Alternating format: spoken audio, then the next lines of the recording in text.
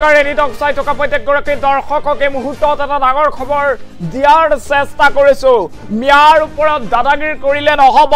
দম থাকিলে বিহাৰী মাৰোৱাৰীক খেদি দেখুৱাব লাগে। সিতু বৰুৱাই সংবিধানখন ভালদৰে পঢ়ক এনেদৰে মন্তব্য কৰা হৈছে। কৈছে যে মিয়াৰ ওপৰত অকল দাদাগিৰি দেখুৱাই থাকিলে নহব দল সংগঠনে। যদি দম আছে, বহিৰাগত যিসকল বনিয়াই অসমত দবদপাই আছে, অৰ্থনৈতিকভাৱে অসমক শোষণ কৰি আছে, সেই বিহাৰী মাৰোৱাৰীক খেদি দেখুৱাওক, তেতিয়া আমি সেই দল সংগঠনক সাপোৰ্ট কৰিম, সেই দল সংগঠনক সমৰ্থন কৰিম বুলি এটা জাঙুৰ খাই উঠিছে একাংশ নেতাই। আৰু সোশ্যাল মিডিয়াত যুৱকে বিশেষ পোষ্ট যোগে হুংকাৰ প্ৰদান কৰিছে। সমান্তৰালভাৱে কৈছে যে হুজাই নগাঁৱৰ পৰা আহি উজনি অসমত কাম কৰিব পৰা সংবিধানে তেওঁলোকক সেই স্বাধীনতা প্ৰদান কৰিছে, সেই অধিকাৰ দিছে। এই ক্ষেত্ৰত বিচাৰি বিচাৰি ভাড়া ঘৰৰ পৰা খেদাটো কোনো কাৰণত মানি ল'ব নোৱাৰি। যদি দম আছে তেনেহ'লে অসমত থকা মাৰোৱাৰী বিহাৰী বেংগলীক খেদি দেখুৱাওক। শৃংখল চলিহাৰ সমান্তৰালভাৱে সিতু কলিতাৰ যদি দম আছে তেনেহ'লে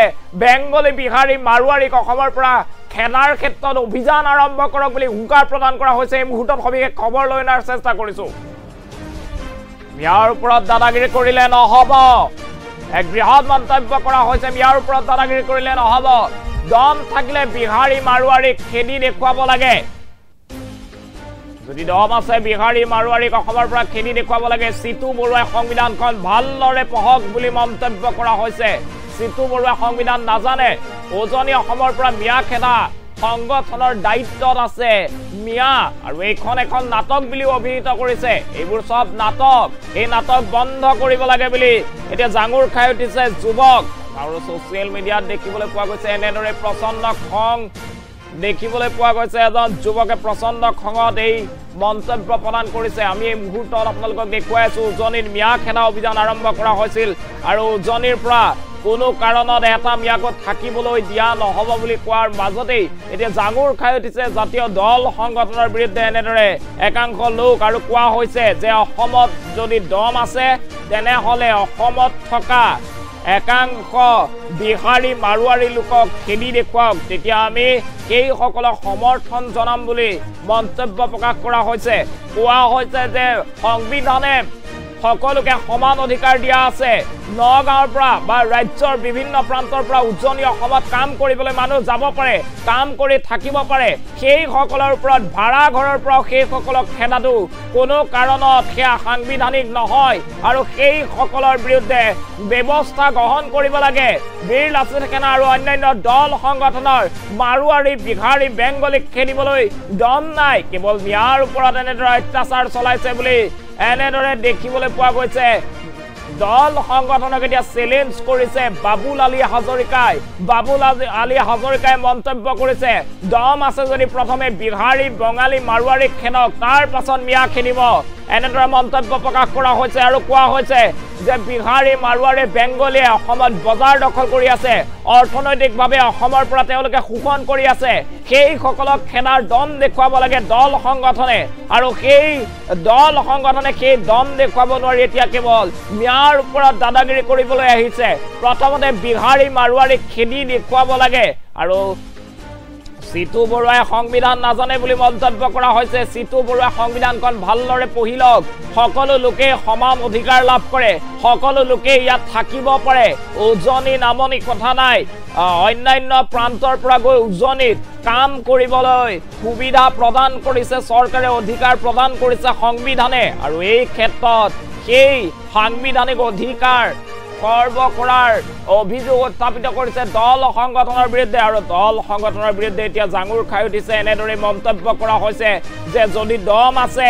ৰাজ্যৰ প্ৰান্তে প্ৰান্তে থকা বিহাৰী মাৰোৱাৰীক খেদক, আমি তেওঁলোকক সমৰ্থন কৰিম, আমি সমৰ্থন আগবঢ়াই আমিও লগত হাত উজান দিম। বিহাৰী মাৰোৱাৰী বেংগলীয়ে অসমৰ পৰা লাখ লাখ টকা এনেদৰে বেপাৰ বাণিজ্য কৰি লুটি লৈ গৈ আছে। এই ক্ষেত্ৰত কিন্তু মাত মাতিবলৈ সাহস নাই দল সংগঠনৰ। এনেদৰে হুংকাৰ প্ৰদান কৰা হৈছে আৰু কোৱা হৈছে যে যদিহে দম আছে এনেধৰণৰ সংগঠনৰ, যি দল সংগঠনে এতিয়া মিয়াক খেদিবলৈ অভিযান চলাইছে, সেই দল সংগঠনে এতিয়া প্ৰথমে বিহাৰী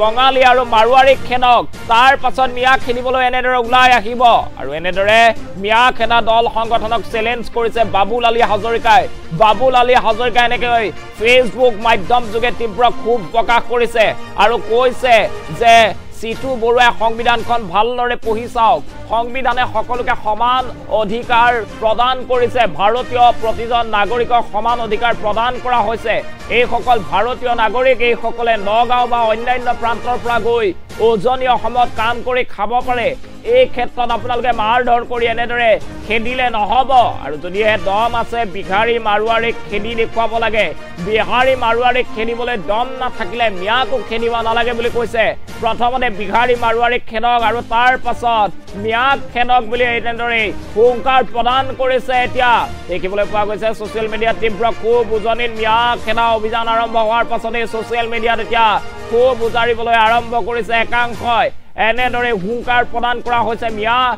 খেদা অভিযান চলোৱা দল সংগঠনৰ নেতাক মিয়া খেদা দল সংগঠনক চ্যালেঞ্জ কৰিছে বাবুল আলী হাজৰিকাই মন্তব্য কৰিছে দম আছে যদি প্ৰথমতে বিহাৰী বঙালী আৰু মাৰোৱাৰীক খেদক তাৰ পাছত মিয়াক খেদিবলৈ আহিব এই দল সংগঠনে আৰু যদিহে তেওঁলোকে সাহস দেখুৱাই বঙালী বেংগলী মাৰোৱাৰীক অসমৰ পৰা খেদাৰ বাবে তেনেহলে তেওঁলোকক আমি সমৰ্থন দিম বুলি উল্লেখ কৰিছে এই মুহূৰ্তত আমাৰ হাতত মন্তব্য আছে মন্তব্য আপোনালোকলৈ আগবঢ়াইছো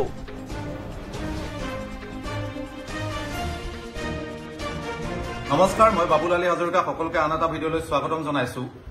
আৰু আজি যোৱাকালি বা দুই দিনৰ পৰা সংবাদ মাধ্যমত দেখি আছো যে আমাৰ উজনি অসমত নিৰ্দিষ্ট দুই এটা দল সংগঠনে মিয়া খেদা অভিযান আৰম্ভ কৰিছে বুলি বিভিন্ন ধৰণৰ বাতৰি ওলাই আছে আৰু তেওঁলোকে গৈ পেলাই বিভিন্ন ভাড়াঘৰত থকা গৈ পেলাই মিয়াৰ সন্মুখত গৈ পেলাই নিজকে 10 ইঞ্চিৰ বুকু দেখাই পেলাই দম দেখাই আছে আৰু আজি এটা সমুখ খমৰত এটা দুৰ্ঘটনা দেখিলো যে শিৱসাগৰত জাতীয় সংগ্ৰামী সেনাৰ সভাপতি সিতু বৰুৱাই মিয়া খেদা অভিযান লৈছে মই প্ৰথমতে সিতু বৰুৱাক খৰাই দিব বিচাৰিছো বা অসমবাসী ৰাইজক জনাব বিচাৰিছো তেওঁলোক যে এজন অভিনেতা এই সিতু বৰুৱাই যেটো সংগঠন কৰে জাতীয় সংগ্ৰামী সেনা সেই সংগঠনটোৰ সাধাৰণ সম্পাদকজন হৈছে মিয়া হুমায়ুন কবিৰ বুলি হুজাই তেওঁ এজন মিয়া লৰা হয় সেই কথাটো সিতু বৰুৱাই জনা উচিত বা সেই সংগঠনটোৰ প্ৰতিজন কৰ্মকৰ্তাই জনা উচিত আমাৰ কথা স্পষ্ট যে উজনি অসমৰ পৰা ঠিক আছে আপোনালোকে বিচৰা মতে মিয়া খেদা অভিযান যি আৰম্ভ কৰিছে মিয়া উজনি অসমৰ পৰা যাব লাগে আৰু স্পষ্টকে মই বাবুল আলী হাজৰিকাই কৈছো সুধিলক মিয়া খেদা দায়িত্ব মই লৈছো আমি লৈছো কিন্তু তাৰ সমান্তৰালভাৱে আপোনালোকে মিয়া খেদাৰ সমান্তৰালভাৱে আপোনালোকে এটো দায়িত্ব লওক যে উজনি অসমত গ্ৰাস কৰি পেলোৱা উজনি অসমৰ আটাইতকৈ বিলাসী মাটিবিলাক কিনি পেলোৱা যি বহিৰাগত আছে বিহাৰী বেংগলী মাৰোৱাৰী আপোনালোকে তেওঁলোকক কাইলৈ খেদক আমিও মিয়াসকলক কাইলৈ তাৰ পৰা আমাৰ নিজ গোলাঘাট যোৰহাট শিৱসাগৰ ডিব্ৰুগড় যিখিনি মিয়া আছে আমি একেদিনাই তেওঁলোকক খেদি দিম চ্যালেঞ্জ কৰিছো আমাৰ দাঁত আছে আমাৰ বুকু আছে কলিজা আছে খেদি দিবলৈ তোমালোকৰ যদি দম আছে বিহাৰী বেংগলী মাৰোৱাৰীক খেদাই দেখুৱা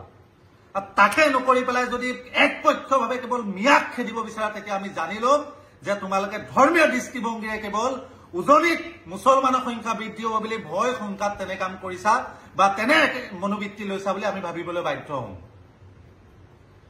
এইবিলাক নাটক কৰি থকাটো বন্ধ কৰিব লাগে সিধা কথা আৰু মই যিবিলাক লোকৰ ঘৰত ভাড়াতীয়া হিচাপে আছে কোনোবা মিয়া মানুহ চিলথিয়া মানুহ অৰ্থাৎ মুছলিম মানুহ সেই ভাড়াতীয়া লোকজনক গৈ পেলাই দেখা গৈছে দুই এজেগাত দেখিছো দল সংগঠনৰ নেতাই গৈ পেলাই দম দিছে যে ভাড়াঘৰত এওঁলোকক কিয় ৰাখিছে খেদি দিয়ক সেইসকলক আপোনালোকে এই দল সংগঠন গীতাক আপোনালোকৰ যেতিয়া বাউণ্ডাৰীৰ ভিতৰত যাব তেতিয়াই দল সংগঠন গীতাক এটা কথা খৰাই দিব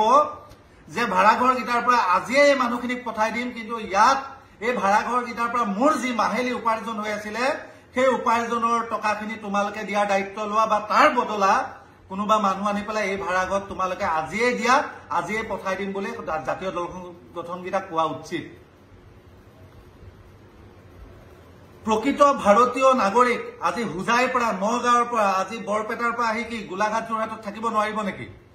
আমি গোলাঘাটীয়া যোৰহতীয়া বা শিৱসাগৰীয়া ডিব্ৰুগড়ে কি বৰপেটা নলবাৰী হুজাইত গৈ শান্তিত থাকিব নোৱাৰিম নেকি কৰ্মৰ কাৰণে গৈ পেলাই হুজাই নলবাৰী বৰপেটাত গৈ পেলাই কি আমি থাকিব নোৱাৰিম নেকি যদি প্ৰকৃত ভাৰতীয় নাগৰিক হয় সকলোৰে সকলো জেগাত থকা ব্যৱসায়িক কৰা অধিকাৰ আছে সেই কথাটো উচিত সংবিধানখন চিতু বৰুৱাই ভালকে অধ্যয়ন কৰা প্ৰয়োজন আৰু মই শেষবাৰো কৈছো যে অসমত তোমালোকে যিদৰে কেৱল এটা মিয়া সমস্যা বনাই দিছা অসমৰ মূল সমস্যা মিয়া নহয় অসমৰ মূল সমস্যা বিদেশী অসমৰ মূল সমস্যা বহিৰাগত কাৰণ বহিৰাগতয়ে অসমৰ সকলো চহৰ গ্ৰাস কৰি পেলাইছে অসমৰ সকলো অৰ্থনৈতিক দিশ তেওঁলোকৰ হাতলৈ লৈ গৈছে যদি তোমালোকৰ হক সাহস আছে তেতিয়ালে বিহাৰী বেংগলী মাৰোৱাৰীগিটা কাইলৈ খেদা তোমালোকে মিয়াক খেদিব নালাগে মিয়া খেদাৰ প্ৰয়োজন নাই মই বাবুলালী হাজৰিকাই কৈছো একেদিনাই উজনি অসমৰ পৰা মিয়া খেদি পঠাই দিম স্পষ্ট কথা নমস্কাৰ মই বাবুলালী হাজৰিকা সকলোকে আন এটা ভিডিঅ'লৈ স্বাগতম জনাইছো আৰু আজি যোৱাকালি বা দুই এদিনৰ পৰা সংবাদ মাধ্যমত দেখি আছো যে আমাৰ উজনি অসমত নিৰ্দিষ্ট দুই এটা দল সংগঠনে মিয়া খেদা অভিযান আৰম্ভ কৰিছে বুলি বিভিন্ন ধৰণৰ বাতৰি ওলাই আছে আৰু তেওঁলোকে গৈ পেলাই বিভিন্ন ভাড়াঘৰত থকা গৈ পেলাই মিয়াৰ সন্মুখত গৈ পেলাই নিজকে 10 ইঞ্চিৰ বুকু দেখাই পেলাই দম দেখাই আছে আৰু আজি এটা সমুখ খমৰত এটা দুৰ্ঘটনা দেখিলো যে শিৱসাগৰত জাতীয় সংগ্ৰামী সেনাৰ